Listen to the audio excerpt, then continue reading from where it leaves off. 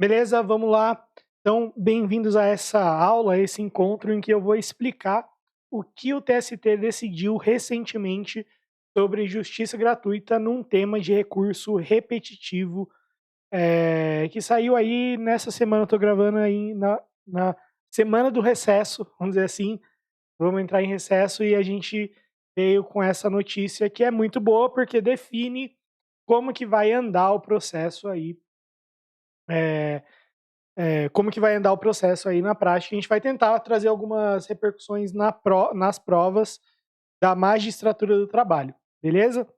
Então fica aí no final, no vídeo até o final, porque essa aula vai ser importante. Inclusive, para não ficar só falando sobre o que o tema trouxe, eu trouxe uma base para você levar para sua prova objetiva, para o seu ENAM e para sua prova discursiva, principalmente.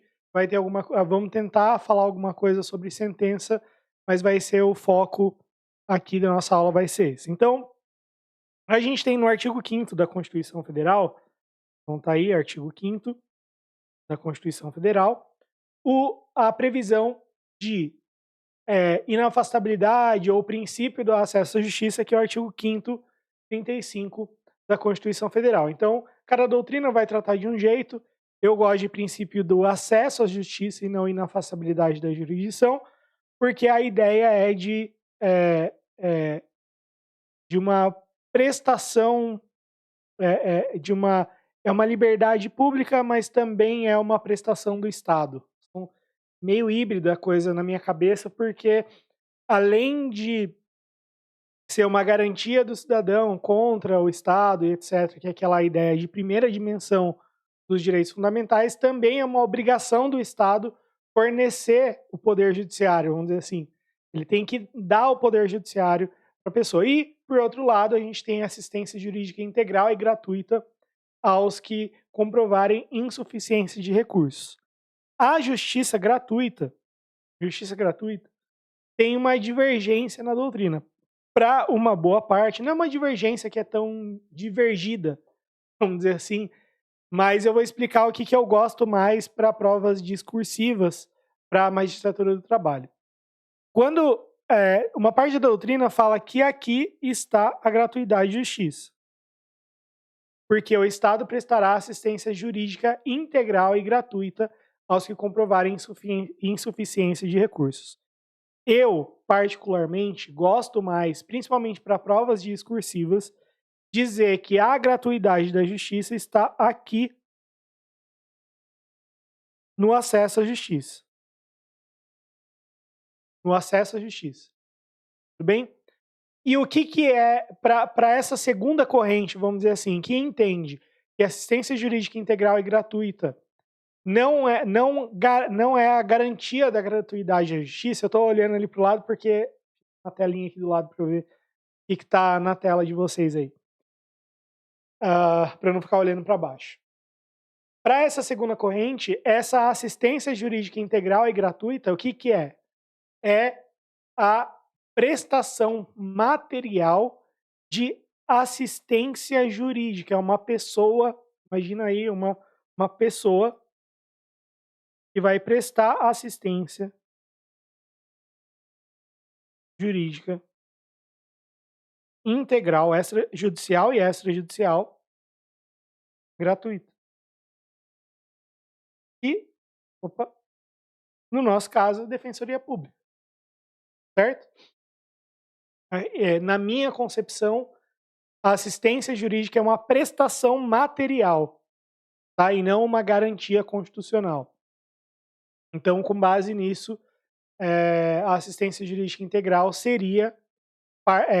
não seria o fundamento da gratuidade de justiça, mas sim para assistência material de orientação jurídica da pessoa que tenha que comprove insuficiência de recursos.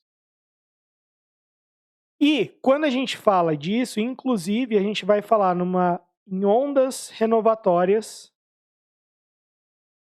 de acesso à justiça. Certo? Então a gente tem a primeira onda renovatória de acesso à justiça, em que tem como principal símbolo a gratuidade da justiça. A segunda onda, que vai ter como principal símbolo os interesses meta-individuais, e como a terceira onda, a desburocratização do processo, principalmente com incentivo a meios alternativos de solução de conflitos, como mediação, conciliação e arbitragem. Beleza. Então, veja, na primeira onda renovatória de acesso à justiça, a gente tem a garantia da gratuidade. Ou seja, dentro do o que faz comprovar para essa corrente que a gratuidade de justiça está aqui no acesso à justiça e não na assistência jurídica integral e gratuita. Para a gente não deixar vocês, como eu falei lá no início, vamos pensar na discursiva, vamos pensar... isso tudo que eu falei já caiu em prova objetiva, inclusive, salvo engano, da FGV, tá? Primeira onda renovatória e tal. Quando você for para uma discursiva, o que você vai fazer? Você vai citar os dois fundamentos.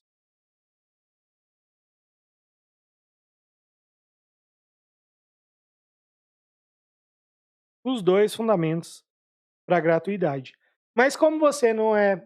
Você é esperto, né? Eu ia falar que não é burro, né? Mas é melhor falar que você é esperto, porque eu não ofendo ninguém. Mas como você é esperto, o que vai acontecer? Você vai focar numa discursiva em falar mais sobre o acesso à justiça. Então você vai falar, a gratuidade tem fundamento 15, 35 e 74. Quinto, 35 e 74. Que é princípio do acesso à justiça e assistência jurídica integral e gratuita. Inclusive, dentro do acesso à justiça, temos as ondas renovatórias. A primeira onda é tal, a segunda onda tal. Então, numa discursiva fica muito mais rico. E aí, a discursiva, ela envolve esse tipo de escolha que a gente tem que fazer para que a gente tenha mais espaço para falar, para destrinchar, para detalhar um tema. Entendeu? Inclusive, assim, esse tipo de aula que a gente está dando hoje é o tipo de aula que a gente dá lá no Prima, que é o nosso curso extensivo e também intensivo para magistratura do trabalho. Aqui na descrição vai ter o link para você verificar como funciona o curso, mas normalmente cada semana você vai ter uma meta de estudos. Essa meta vai mesclar informativos comentados, tanto do TST como STJ e STF, sendo que os do STJ e STF a gente vai colocar só os informativos que caem na sua prova, você não vai ter lá tributário, processo penal, lá em informativos comentados para você estudar, lógico, porque não vai cair na sua prova. Doutrina, lei seca de uma forma bem otimizada, e aulas parecidas com essa aqui, inclusive com a tela do jeito que está aí, para você estudar e na próxima semana, a próxima meta e assim por diante. Beleza? Então, cada turma ela é formada de acordo com a necessidade. A gente tem turma que vai ter aí 40 aulas e a gente vai ter turma mais intensiva, 40 semanas, desculpa, a gente vai ter turma mais intensiva, que tem uma duração menor. E aí, o que a gente tem para a Justiça do Trabalho em si? A gente teve durante muito tempo a lei 1060 de 1950, que regulamentou a assistência jurídica e também a justiça gratuita, tá? Durante muito tempo. Isso junto com o CPC de 1939 e depois 1973, certo? Que pegou os dois códigos aí. E aí, com o CPC de 2015, alguns dispositivos da lei 1060 de 50 foram revogados. Principalmente aqueles que tratavam sobre justiça gratuita, gratuidade e justiça. Ficou lá alguma coisinha que ainda dá para aplicar para assistência jurídica integral e gratuita, ou seja, aquela prestação material da... Então aqui, ó, o que ficou mais é a pessoa fazendo a prestação jurídica. Isso é uma balancinha, tá vendo? E ficou feio, hein? Ficou zoado. Uma balancinha. Certo? Ou seja, é uma pessoa que vai fazer a prestação jurídica integral e gratuita. Beleza? Beleza. E aí, o que que rolou, então? A gente, além da lei 1060 de 50 e do CPC anterior, no processo para o processo do trabalho, mas não só para o processo do trabalho, mas a gente sempre aplicou bastante o artigo 1º da Lei 7115 de 83. Fala que a declaração destinada a fazer prova de etc, etc, inclusive ali vai ter pobreza, não é isso? Quando firmada pelo próprio interessado ou pelo procurador, presume-se verdadeira, tá? Não aplica apenas para fins de prova em processo penal. O CPC de 2015 fala que a pessoa natural pessoa natural ou jurídica com insuficiência de recursos para pagar as custas, tem direito à gratuidade de justiça. A gratuidade de justiça pode ser formulado na inicial, na contestação, na petição para ingresso de terceiro no processo ou em recurso, sendo que presume-se verdadeira. Aqui, inclusive em recurso, a gente tem, salvo engano, a súmula 246 do TST, que fala que o pedido de gratuidade pode ser feito dentro do prazo alusivo ao recurso. Salvo engano, é a súmula 246. Estou falando de cabeça. Se eu tiver acertado aí, fala no comentário, porque quer dizer que minha memória está razoável. E se uma pessoa natural, que é o nosso leigo aqui, pessoa física, fizer uma declaração, essa declaração de insuficiência é presumida como verdadeira. Tá, isso é no CPC. Mas aí a gente também tem a CLT. E eu coloquei aqui, antes e depois da reforma. Estou dividindo aí para vocês. Antes da reforma, é facultado aos juízes, órgãos, etc., justiça gratuita. Àqueles que perceberem salário igual ou inferior ao dobro do mínimo legal, ou declararem sob as penas de lei que não estão em condições de pagar as custas do processo sem prejuízo, etc. A reforma trabalhista, então aqui embaixo, de acordo com a reforma trabalhista, Lei 13.467, a segunda parte já alterou. Fala que é facultado aos juízes, órgãos julgadores e presidentes dos tribunais, etc., a requerimento ou de ofício, aqui também tinha, requerimento ou de ofício, mesma coisa, tá? A requerimento ou de ofício, o benefício da justiça gratuita. Aqueles que receberem salário 40% do RGPS. Tá? Não me importa tanto o valor, o que importa é o aspecto jurídico dessa coisa toda aqui. Sendo que foi inserido o parágrafo 4º falando que a justiça gratuita será concedida também ou deferida a quem comprovar a insuficiência de recursos para pagamento das custas do processo. Salvo engano, o Ellison Miessa fala uma coisa muito legal, que a gente tem 2 critérios para justiça gratuita. Um critério objetivo, que pode ser atendido de ofício, que é receber até 40% do teto do RGPS. E um critério subjetivo, que é comprovar insuficiência de recursos. Para a pessoa natural, é a declaração. Para a pessoa jurídica, prova robusta. Tá? Então, critérios. Objetivo. Recebeu menos do que 40% do teto do RGPS, a lei fixou um critério objetivo. Você não pode exigir comprovação da pessoa que recebe menos do que 40% do teto do RGPS. Porque não tem como você falar que essa pessoa tem condição de pagar custas e despesas processuais. Tá? Vamos falar de despesas processuais, que é o gênero, né? Abrange tudo, na minha concepção, abrange honorários, periciais, advocatícios, etc, etc. Ou seja, não dá para você falar que quem recebe menos do que 40% do teto da GPS, que é 2.000 e pouco, tem condição de litigar e pagar as despesas processuais. E o critério, então, quer dizer que aqui a gente não vai ficar... Por que é objetivo? Tudo que é objetivo é aquele negócio que às vezes eu vou explicar de um jeito mais técnico e às vezes de um jeito menos técnico. E hoje é o jeito menos técnico porque é o que é melhor para entender. Tudo que é objetivo é algo que eu não vou ficar imaginando, elucubrando, pedindo prova, eu não vou ter que ver se preenche um requisito muito discricionário, vamos dizer assim. Então quer dizer que tudo que é objetivo é isso, não é, não é. Objetivo é isso, certo? Então, ou recebe menos do que 40% ou não recebe, critério objetivo.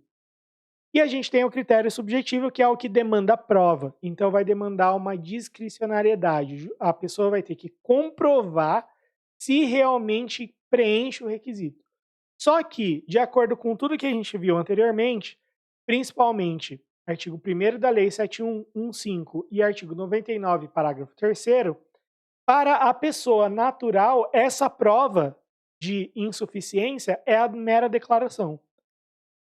Enquanto para a pessoa jurídica é necessária uma prova robusta. Isso por conta até mesmo do que a gente acabou de falar, que o CPC faz essa distinção, certo? Aqui, ó, no 99, parágrafo 3º. Beleza? Beleza. Inclusive, isso casa com essa ideia aqui, ó, do 790, parágrafo 4º. A parte que comprovar insuficiência de recursos é deferida à justiça gratuita. Tá? Beleza. Vamos prosseguir.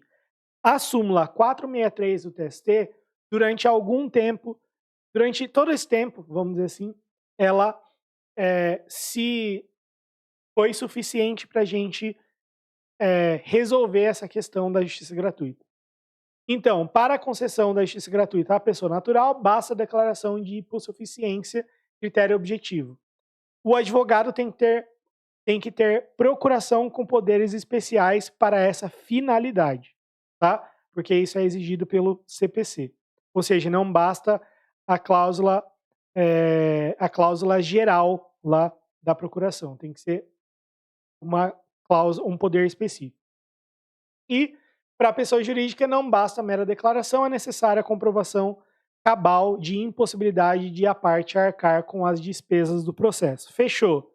Fechou. Então, a gente já viu que esse critério objetivo e subjetivo, que, salvo engano, está lá na doutrina do Ellison Miessa, a gente vê tanto pela interpretação do conjunto legislativo, do conjunto de preceitos legais, como a gente vê na súmula 463 do TST. Porém, isso chegou em um tema de repetitivo, tema 21 do TST, que foi o que ficou decidido agora. E o TST decidiu que, independente de pedido da parte, o magistrado trabalhista tem o poder, dever de conceder o benefício da justiça gratuita aos que perceberem salário igual ou inferior a 40% do teto do RGPS, conforme evidenciado nos autos. Então, a gente tem essa primeira questão. Aqui é um critério objetivo, então ele deve ser atendido de ofício, não precisa de requerimento. A questão que eu sempre me pergunto, e eu uso isso nos meus textos de sentença, é que a justiça do trabalho é conhecida como uma justiça de desempregados. Então, sei lá, eu vou chutar um número, mas 95, 98% dos litigantes na justiça do trabalho são pessoas que não estão mais trabalhando. E a pessoa que não está trabalhando, ela recebe um salário igual a zero. E o salário de zero é menos do que 40% do teto do RGPS. Então, na minha concepção, todo mundo, ou esses 98%, 95%, 98%, terão direito à justiça gratuita, certo? Inclusive, no meu texto está alguma coisa, como eu falei, a gente ia falar de sentença também, alguma coisa nesse sentido. Não vou me recordar expressa ipsis literis como tá, mas vou dizer mais ou menos a ideia. Considerando que houve extinção do contrato de trabalho, eu vou falar bem pausado para que, se você quiser, você vai pausando e vai anotando para você colocar nos seus textos. Inclusive, no curso de sentença, explica assim: considerando que houve extinção do contrato de trabalho, o reclamante ou a parte autora não ofere nenhuma renda mensal. Assim, preenche o requisito do artigo 790, parágrafo 3º, e agora você vai inserir tema 21, tema repetitivo 21, item 1 do TST, de percepção de salário inferior a 40% do teto do RGPS. Defira o benefício da justiça gratuita. Beleza. Então, beleza. O primeiro é um critério objetivo. O pedido de gratuidade de justiça, formulado por aquele que receber salário superior ao limite máximo, 40% do teto do RGPS, pode ser instruído por documento particular firmado pelo interessado, nos termos da Lei 7115 de 83, sob as penas do artigo 299 do Código Penal. O que não tem aqui? Não tem o que tinha na súmula 463. Basta a declaração firmada pela parte ou por seu advogado com poderes especiais. Aqui não tem essa expressão. Então, documento particular firmado pelo interessado, ponto. O que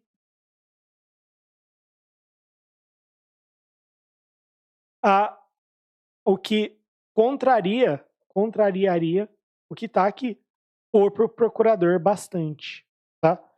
Beleza. E aí, continuando, sob as penas do artigo 299, que é de falsidade ideológica.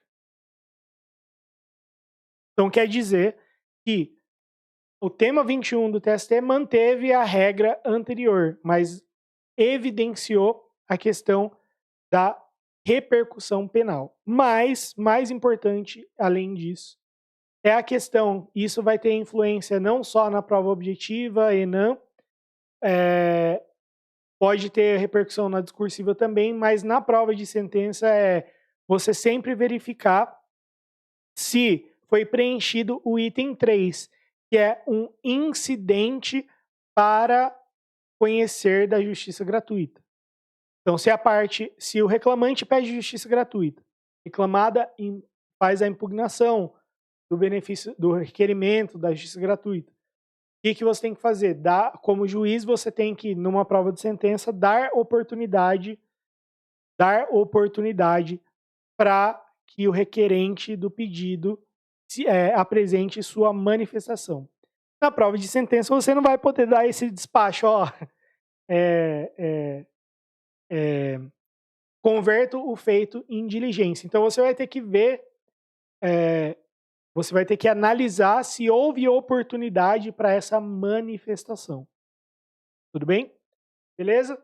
Então, basicamente, é isso que foi decidido no tema 21 do TST. Espero que vocês tenham gostado dessa aula e a gente se vê.